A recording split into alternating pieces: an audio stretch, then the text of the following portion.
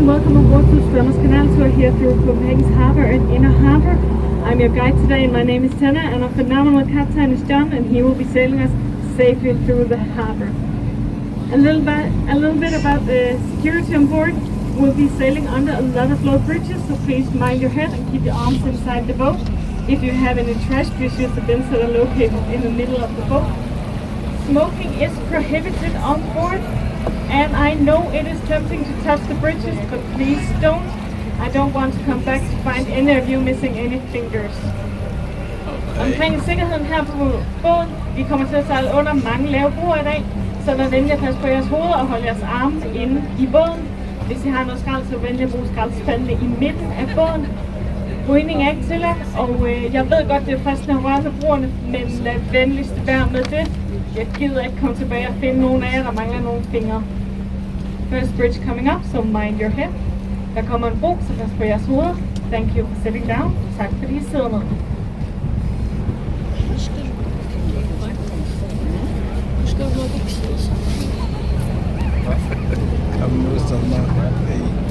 Naman siya ka lazy ba din?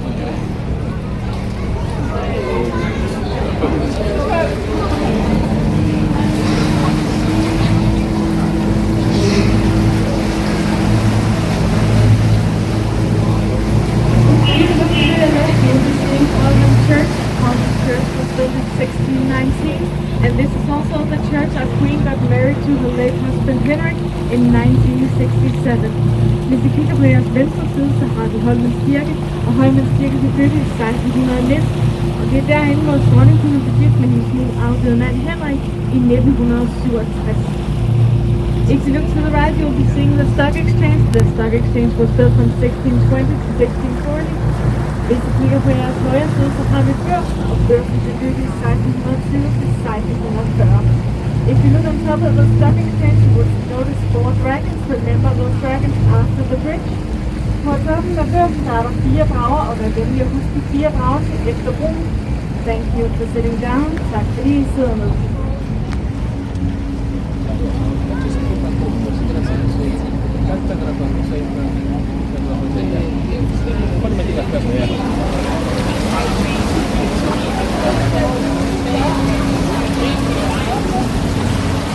The dragons on top of the stock exchange are placed there due to superstition.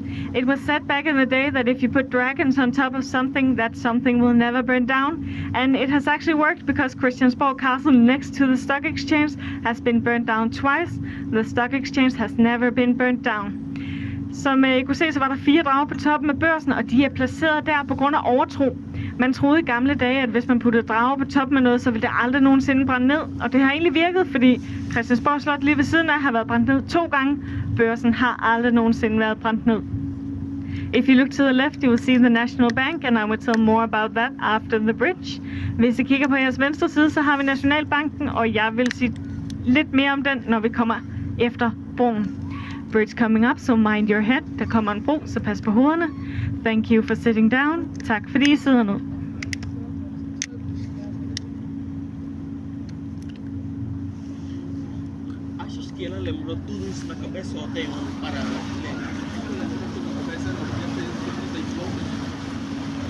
As I said, the National Bank was a crush from the stock exchange, and the National Bank was designed by Arne Jacobsen, both the outer and the inner side. And Arne Jacobsen unfortunately died 7 years prior to the building being finished, and the building was finished in 1978. Som man kunne se, så var Nationalbanken lige på den anden side af børsen, og Nationalbanken den er designet af Arne Jacobsen, både det indre og det ydre. Men desværre så døde Arne Jacobsen 7 år inden bygningen stod færdig, og bygningen stod altså færdig i 1978.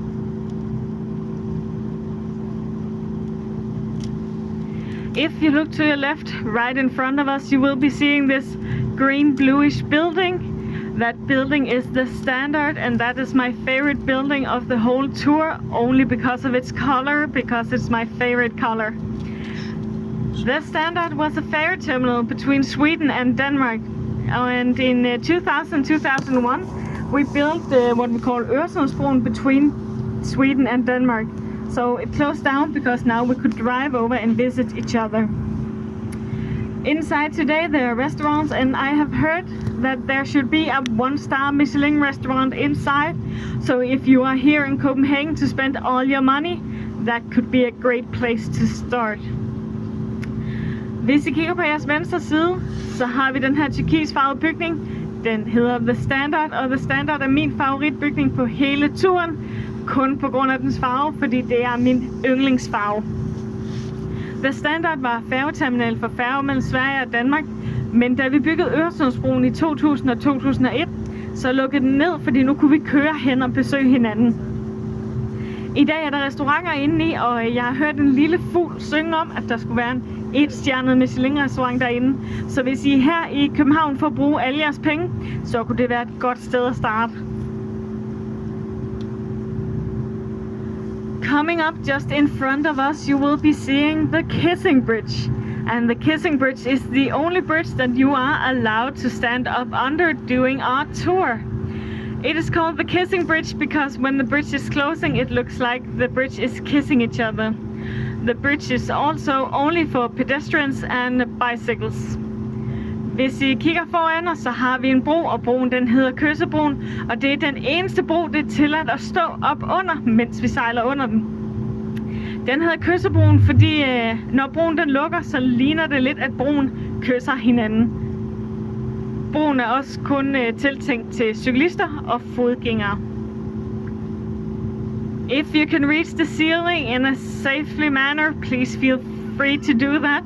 Hvis I sikkerhedsmæssigt forsvarligt kan røre bunden af broen, så prøv endelig det. Jeg er lidt for kort, så jeg kan ikke nå.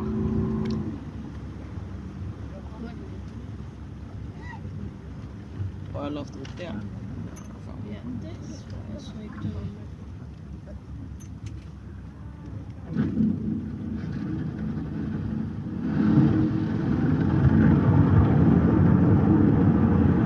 If you look to your left, you will be seeing right down at Nyhavn, and Nyhavn was excavated approximately 350 years ago by Swedish war prisoners.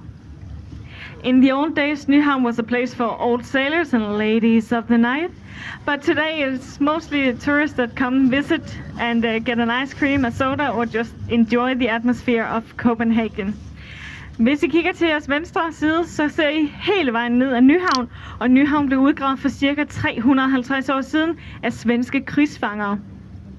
I gamle dage der var Nyhavn et sted for gamle søulker og let påklædte damer, men i dag er det et sted, hvor turister de kommer for at få en is, en sodavand eller bare nyde atmosfæren af København.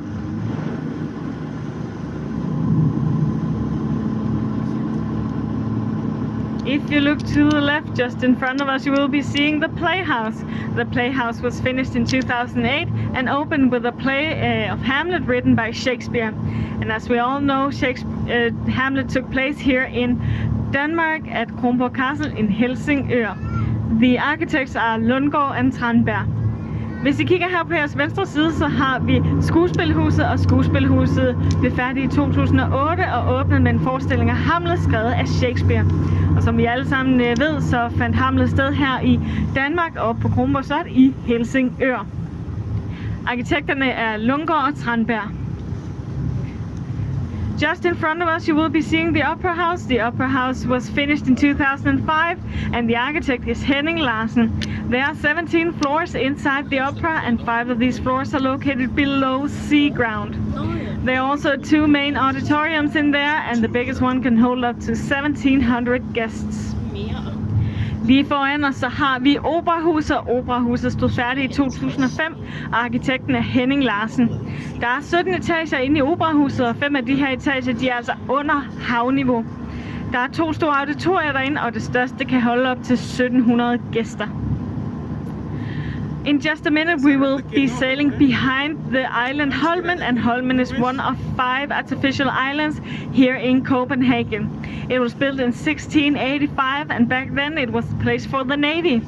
They had all they could dream of out here. They had schools, barracks, homes, and places where they could repair their ships. because back then the ships was made out of wood and they were actually taken out of the Copenhagen harbor because they were a major fire hazard for all of Copenhagen. Today you can find street food out here, you can go to the music conservatory and acting academies. Vi sejler forbi bag Holmen i dag, og Holmen er en af 5 kunstige øer her i København. Den blev bygget i 1685 og var hjemsted for søværnet dengang. Og søværnet, de havde alt, hvad de havde brug for herude, og det kommer jeg lige til at snakke mere om efter broen, fordi man skal passe på hovederne her ved broen. Så bridge coming up, so mind your head. Der kommer en bro, så pas på hovederne. Thank you for sitting down. Tak fordi I sidder ned.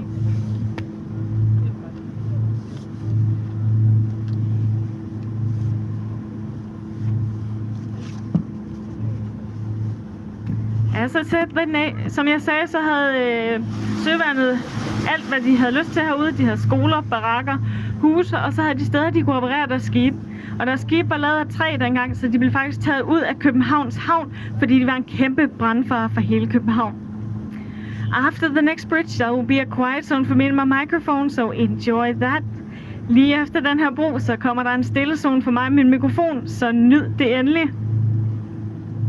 As you can see, there's a bridge coming up, so mind your head. Som I kan se, så kommer der en bro, så vær venlig at passe på jeres hoveder. Thank you for sitting down. Tak fordi I sidder ned.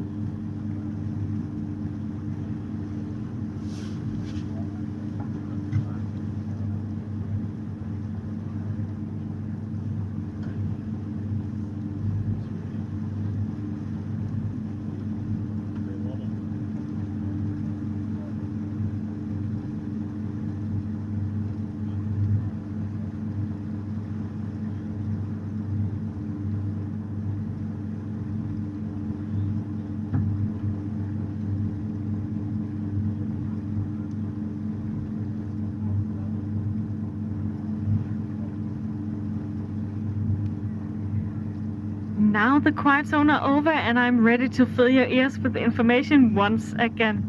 If you look to your left, you'll be seeing this building where all the apartments are in, and that is actually a torpedo boat building, because back in the day we repaired torpedo boats in here. Hvis I kigger på jeres venstre hånd, så har vi den store bygning med lejlighed i. Det er faktisk en torpedohal, og tilbage i tiden der reparerede vi faktisk torpedobåde derinde. If you look to your left, you'll be seeing these small houses. It is like copy-paste houses, if you can call it that.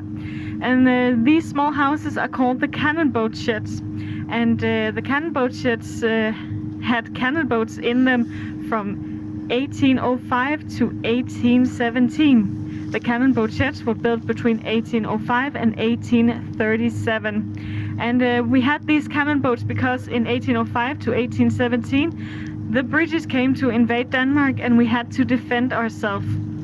So we made these cannon boats and we got inspiration from them from Sweden because they already made them in the late 1700s. Today there are offices and exhibition spaces in there. They are leaning a bit towards the water, and they does that because if we got invaded by the British again, we could quickly take out the cannon boats and defend ourselves. Hvis I kigger her på jeres venstre side, så har vi det, vi kalder kanonbådsskurene. Og kanonbådsskurene her, de er bygget fra 1805 til 1837. Og mellem 1805 og 1817, der havde vi også kanonbåde herinde, fordi britterne de kom og ville invadere Danmark. Og vi skulle selvfølgelig forsvare os selv, så vi byggede de her kanonbåde. Og de har været, vi fik inspiration til dem fra Sverige, for de havde allerede bygget dem i slutningen af 1700-tallet. Som I kan se, så hælder kanonbådsskurene lidt, og det gør det, fordi så kunne vi hurtigere tage kanonbådene ud, hvis og når britterne de skulle komme og invadere os igen. Inde i der er der kontorer, og så er der også udstillingsrum derinde. If you look to your right, behind the trees, you will see the backside of Christiania. And Christiania was a place the hippies took over in the 70s. They did it illegally, but now they had established a community out there, and we just leave them alone. Hvis I kigger herude på jeres højre side, bag træerne, så har vi bagsiden af Christiania. Og Christiania var noget, hippierne de overtog i 70'erne. De gjorde det jo ulovligt, men vi har nu givet dem lov til at blive der. Så nu har de lavet deres eget lille samfund herude. To your right again, you'll be seeing all these boats. Some have sunken, some have not. And this is called the Peace Harbor. And the Peace Harbor is actually for people who doesn't think they belong into a society, and homeless people. And here in 2021, it has been said that the Peace Harbor needs to be cleared because they are actually living here illegally. Hvis I kigger herude på højre hånd, så kan I se, at de her både nogle er sunket, andre er ikke. Og det bliver kaldt Fredens Havn. Og Fredens Havn, det er et sted, hvor folk, der ikke føler, at de hører hjemme i vores samfund, eller hjemløse, de bor. Og her i 2021, der er det blevet bestemt, at hele Fredens Havn skal ryddes, fordi de faktisk bor her ulovligt.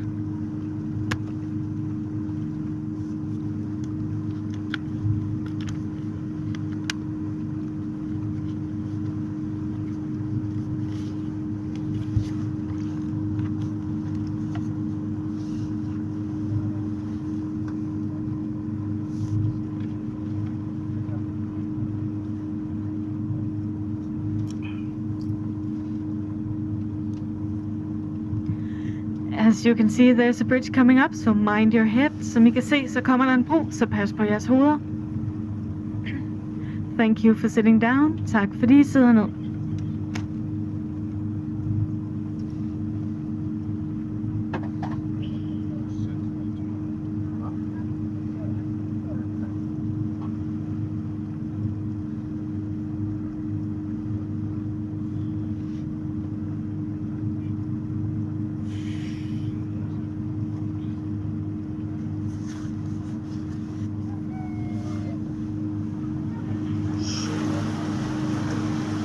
If you look to your right, you'll see the internship Geostage, and Geostage is a place where you can become a sailor.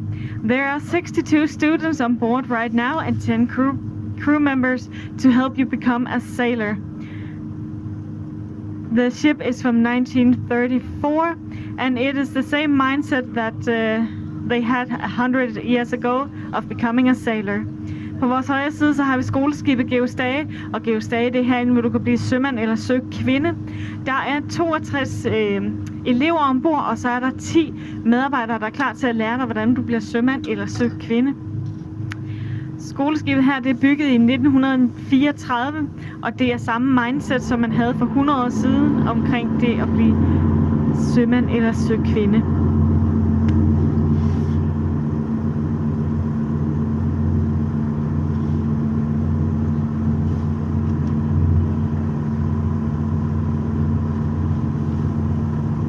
If you look to the right, you will be seeing a black submarine. It is on land, and that black submarine is called the Seal, and it was last active in 2003 during the Iraqi War. Now now it's retired, and it has been converted into a museum that you can go visit here during the summer. Hvis I kigger ud på jeres højre hånd op på land, så ser I en sort ubåd. Den hedder Sælen, og Sælen var sidst aktiv i 2003 under Irak-krigen.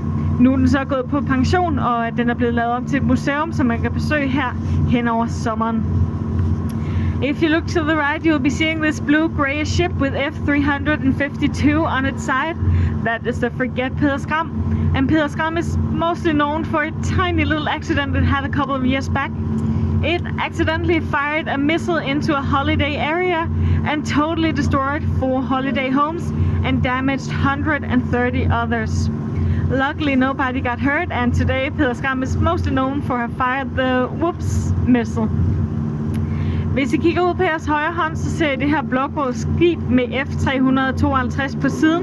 Det er frigatten Peder Skram, og Peder Skram er mest kendt for et lille bitte uheld, den havde for en del år siden.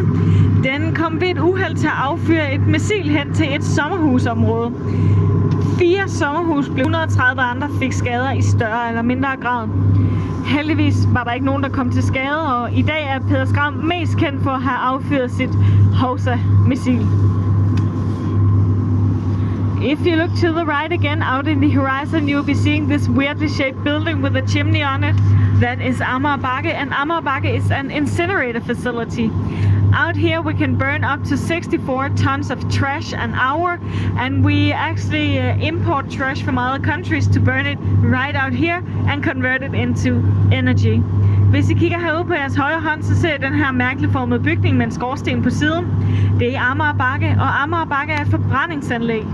Herude forbrænder vi 64 tons skrald i timen, og vi importerer faktisk skrald fra andre lande for at brænde det lige herude og omvende det til energi. If you're wondering why the building is shaped like it is because there's a ski slope on top of the building, so you can actually go skiing all the way down the building. Hvis I undrer jer over, hvorfor bygningen er formet sådan, så er det fordi, I kan stå på ski. Der er nemlig en skibakke på toppen, så I kan stå på ski hele vejen ned af bygningen.